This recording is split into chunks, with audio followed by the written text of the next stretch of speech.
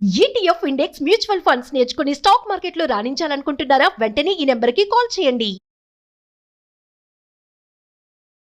పౌర్ణమి నాడు చంద్రగ్రహణం. అవును అవును పౌర్ణమికి చంద్రగ్రహణం వచ్చింది ఈ సంవత్సరం.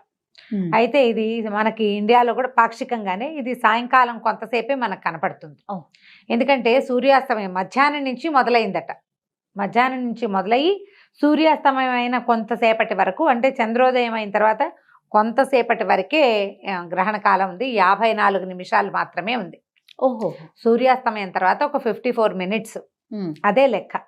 ఆ 54 నిమిషాలే పుణ్యకాలంగాను, ఆ సమయంలోనే మనం జపం చేసుకోవటం కానీ ఏదైనా పూజా విధానం పూజలు చెయ్యరు, జపము స్తోత్రపారాయణ చేసుకోవచ్చు. దైవ సంబంధమైన వ్యవహారం అంతే. ఏదైనా ఒక మంత్రాన్ని తీసుకొని దాన్ని జపించుకోవచ్చు, స్తోత్రం తీసుకుని స్తోత్రం చదువుకోవచ్చు, ఏదైనా చేయొచ్చు. అయితే ఇప్పుడు కార్తీక అమావాస్య పౌర్ణమి నాడు వచ్చింది కాబట్టి కార్తీక పౌర్ణమి సాధారణంగా మనకి కార్తీక స్నానాల్లో భాగంగా పౌర్ణమి నాడు సముద్ర స్నానం చేస్తారు. కానీ ఇక చంద్రోదయం అయిన తర్వాత, అది గ్రహణం పూర్తయిన తర్వాతే సముద్ర స్నానం చేయాలట.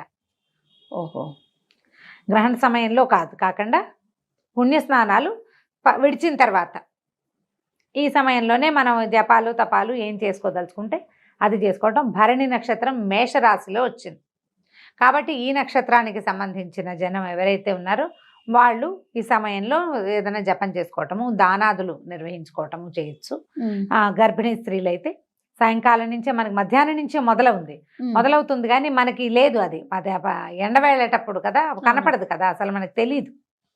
తెలిసేది ఆ కాసేపే కాబట్టి ఆ కాసేపు పాటిస్తే సరిపోతుందని మధ్యాహ్నం తర్వాత, అంటే కొంచెం 3-4 గంటలకి అట్లా అక్కడి నుంచి మొదలు పెట్టుకుని కాస్త 7 గంటలు అయ్యేదాకా, ఇప్పుడు దానికి ఎట్లాగో ఇంచుమించుగా దీనికి కూడా అదే సమయం, సూర్యాస్తమయానికి ఎట్లా అదే మన సూర్యగ్రహణానికి ఎలా పాటించామో అటు ఇటుగా దీనికి కూడా అదే పాటింపు.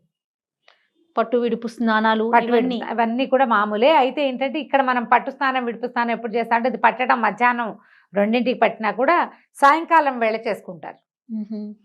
సూర్యాస్తమయానికి ముందు స్నానం చేయటం, సూర్యాస్తమయం అవగానే మన గ్రహణం కనపడడం మొదలుపెట్టింది. పాక్షిక చంద్రగ్రహణమే ఇది కూడా.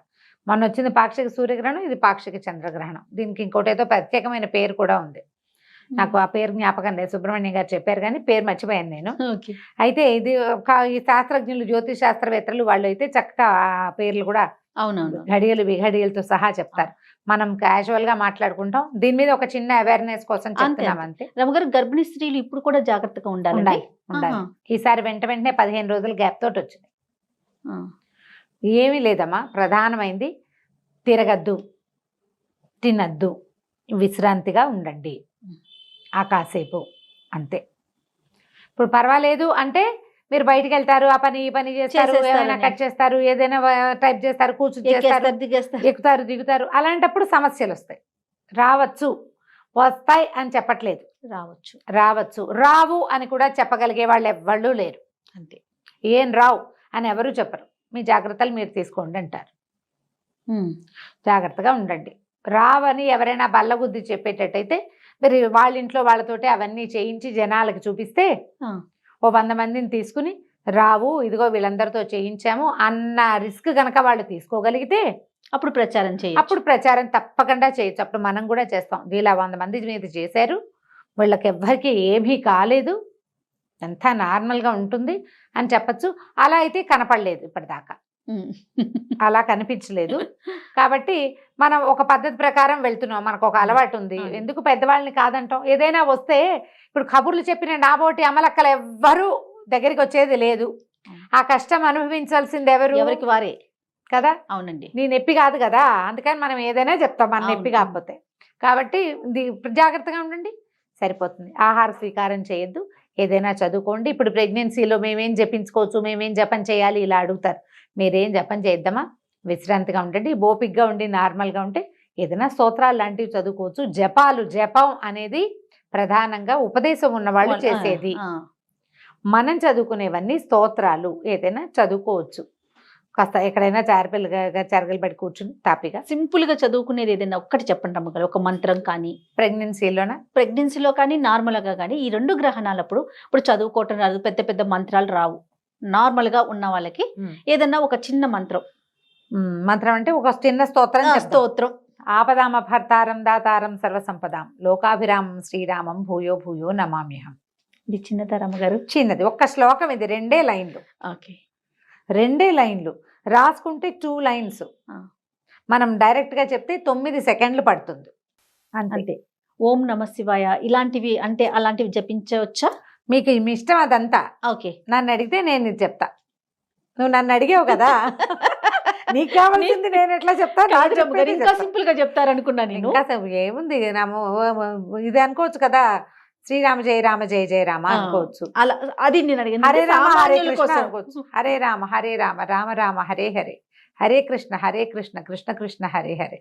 ఒక 5-6 సార్లు అన్నాక ఒంట్లో ఇలా చిన్న ఒక ఊపు వస్తుంది. ఇది అనుకుని చూడండి నేను అన్నట్టుగా. ఇది నేను ఎక్స్పెక్ట్ చేసింది.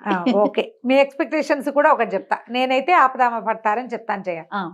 నువ్వు ఇలా ఇంకా ఈజీగా అడిగావు కాబట్టి అక్షరాలు తప్పులు లేకుండా మీరు ఒక 10, 11, 12 సార్లు అనేసరికల్లా లోపల అలా ఒక చిన్న ఇది వస్తుంది.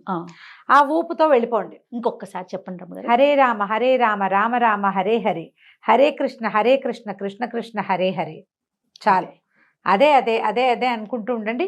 పడుకోండి. రాముడు కృష్ణుడు మన ఉద్ధరించడానికి భూలోకంలో పుట్టారు. భగవంతుడు అయ్యుండి కూడా మనలాగానే జీవించారు. వాళ్ళు మనకి తోడుగా ఉంటారు. ఈ మాట అనుకోవటం, ప్రశాంతంగా ఉండటం.